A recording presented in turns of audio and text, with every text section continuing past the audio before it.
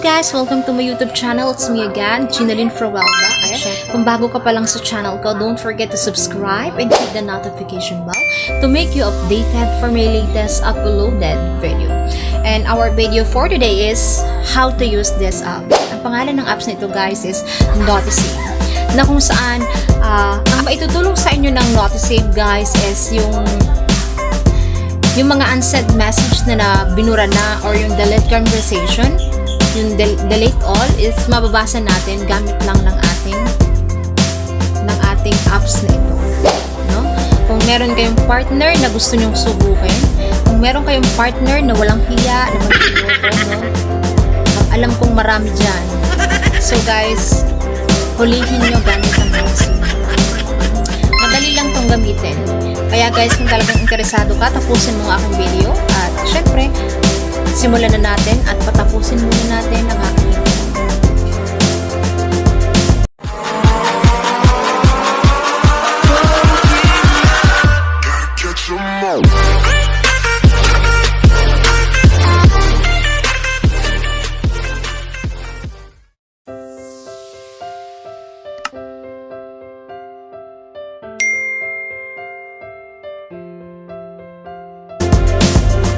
So yun nga guys, simulan na natin. Tuturo ko na sa inyo. So, ang first natin gagawin is pumunta muna tayo sa Play Store. And then, i-search natin is NOTISAVE. NOTISAVE. Ito siya guys. Yan. Yan. Then, install natin siya.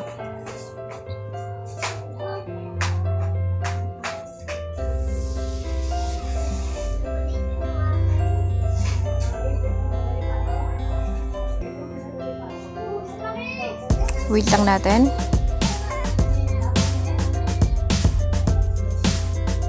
Wait lang natin guys.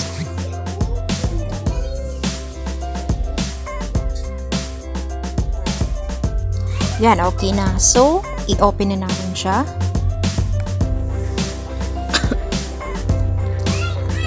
Then, completed. Install. Open natin siya.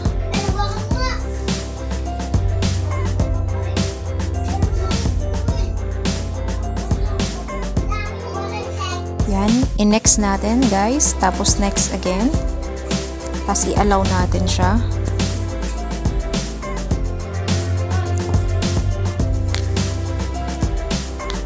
Then next, then i-click natin click natin to, allow, i-allow natin to guys.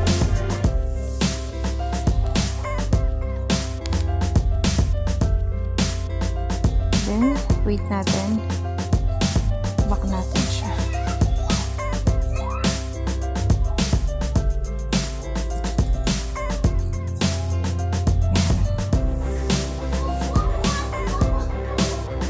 So, bali, lalabas to guys. Notification from selected apps will be black on more status.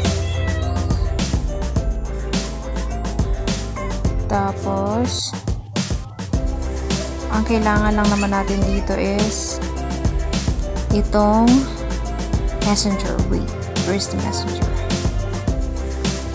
Itong messenger. Yan. Tapos, wag na natin to. Pinapalaw na natin to. Kasi ito lang naman yung kailangan natin is messenger lang.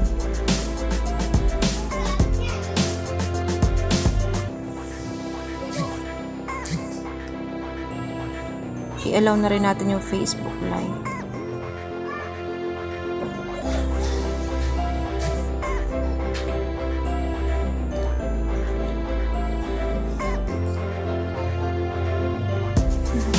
Allow. Wait lang guys. Yan. Allow natin itong message. Tapos, punta tayo doon sa ating messenger. Tayo sa messenger. For example, Ila-log out ko to. Ila-log out ko siya. Switch account. Switch account ko siya. So, wala dito. Dito na lang sa Facebook Live.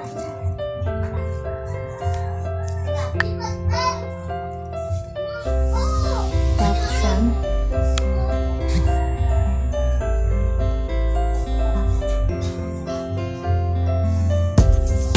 Then, for example is, ito yung account ng jowa ko, no? Tapos, kunyari yung account ko, yung kalandian niya. So, i-chat ko siya. Kunyari lang, no? Yan, nabasa niyo tuloy ang message namin. So, ganito, guys.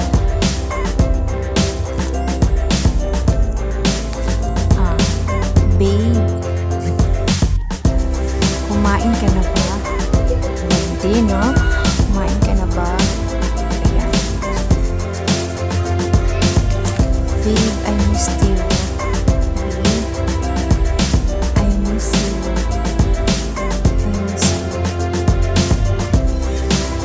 Magkita tayo bukas. Ayan.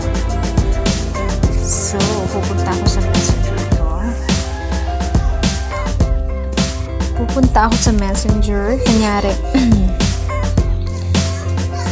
Kunyari ako yung kalandian niya. Kunyari lang, ha. Nasaan ba yung messenger ko? Kunyari ako yung kalandian niya.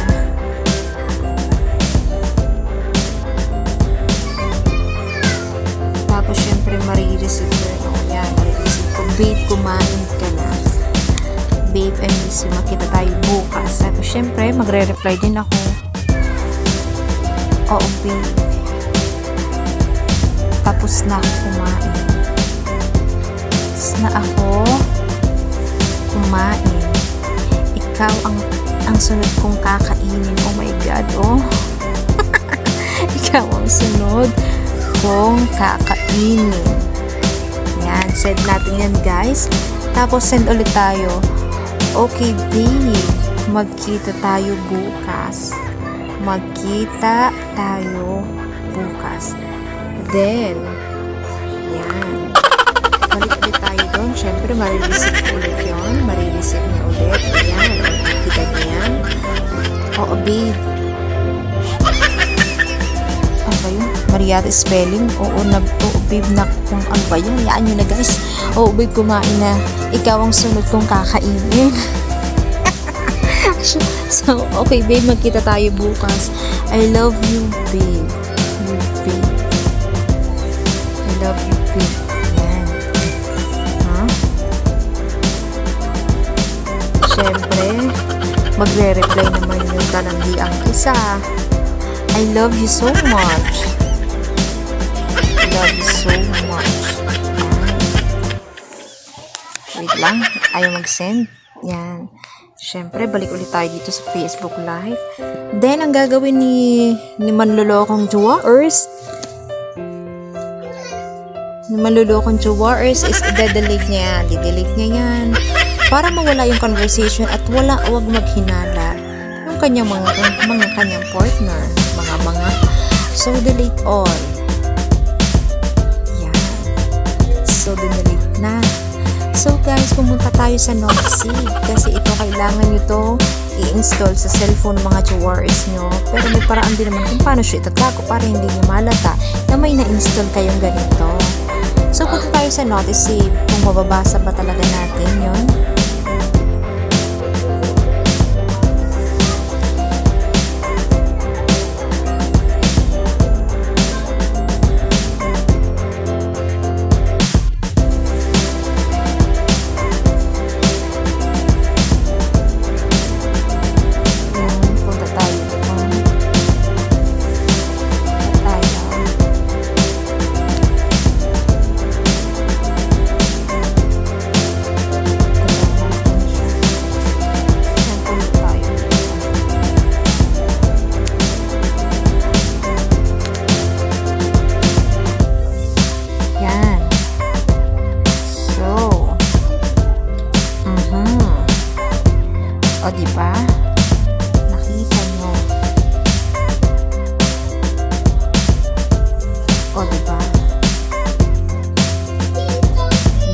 kumain ka na. Babe, I missed you.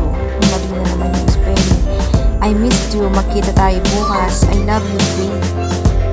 So, yun nga guys. Oh. Diba? Hindi nyo makikita yung message nung isa. Pero, makikita nyo naman ang message ng isa sa kanila. So, kahit paano, mailiya kayo. Kung ano yung pinag-uusapan nila. O, diba? So, sa mga simpleng paraan lang yan, malalaman mo kung winawalang hiya ka. Ayan. Ayan.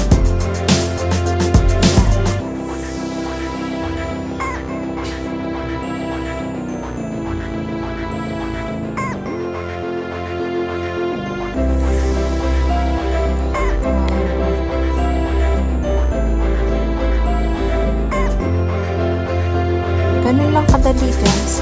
Kahit i-delete nyo yung message na yun, mababasa mo ang kanilang pag-uusap. Yung isa lang. Hindi nyo mababasa talaga yung isa. Pero at least, diba? Alam mo kung anong pinag-uusapan talaga nila. Kahit paano is idea kayo. Ganun lang kasimple guys. So kung nagustuhan mong aking tutorial na ito, at bulihin nyo yung mga walang hiyang yan.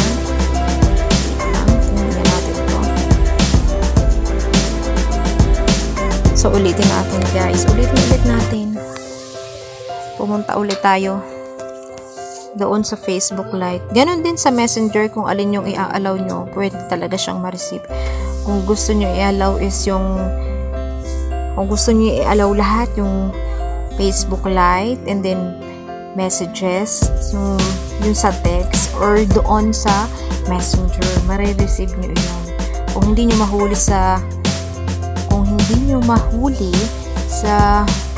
sa Messenger, malamang sa text naglalandian yan.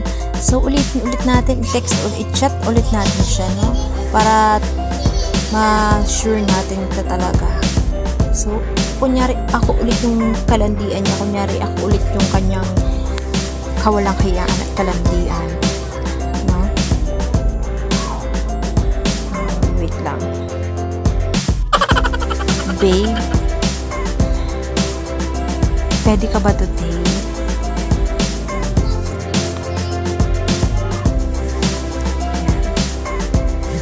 Kasi namimiss na kita. No?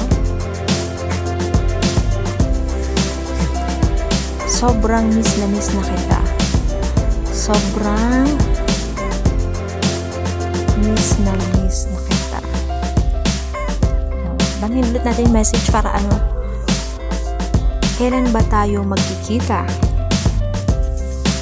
Gusto ko sana ngayon na.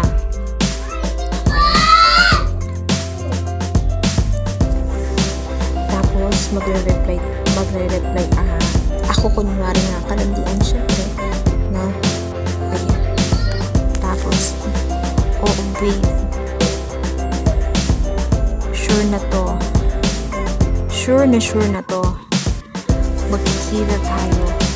magkikita tayo tomorrow. Ayan na. Send. Ang dami mo naman message. Parang miss mo na nga ako. Miss mo na nga ako. Ayan. Send. Then, balik tayo doon ulit guys. I-delete natin.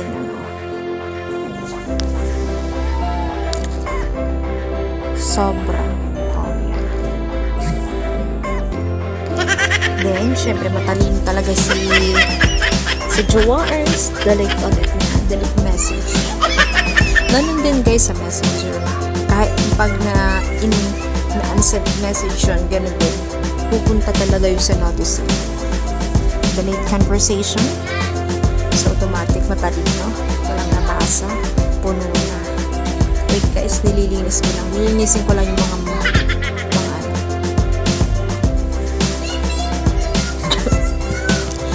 Then, pupunta tayo sa ating NOTISAVE para ma-check or ma-sure natin kung talagang for the second time around is nasa na siya. Okay. So, ayan.